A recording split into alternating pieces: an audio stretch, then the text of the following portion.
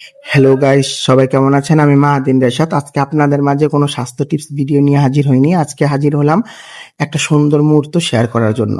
আমি গিয়েছিলাম কিশোরগঞ্জের পাগলা মসজিদে। পাগলা মসজিদে গিয়ে আমি পুরোপুরি অবাক হয়ে গেছি। কারণ সেখানে মসজিদ যতটুকু বড় তার থেকে বড় স্পেস বাইরে নামাজ পড়ার জন্য। আসলে এটা আল্লাহ তাআলার বড় একটা নেয়ামত যে এত মানুষ ওখানে নামাজ পড়তে যায়। আর দেখেন চারপাশে কত মানুষ এবং চারপাশের পরিবেশটাও কত সুন্দর। এই যে দেখতেছেন এখানে একটা গাছ আছে, গাছের নিচে অনেক মানুষ দাঁড়িয়ে আছে নামাজের জন্য অপেক্ষা করতেছে।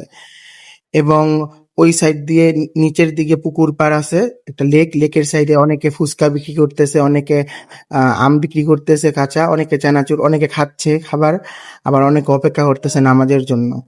আসলে এটা আমার জীবনের প্রথম অভিজ্ঞতা।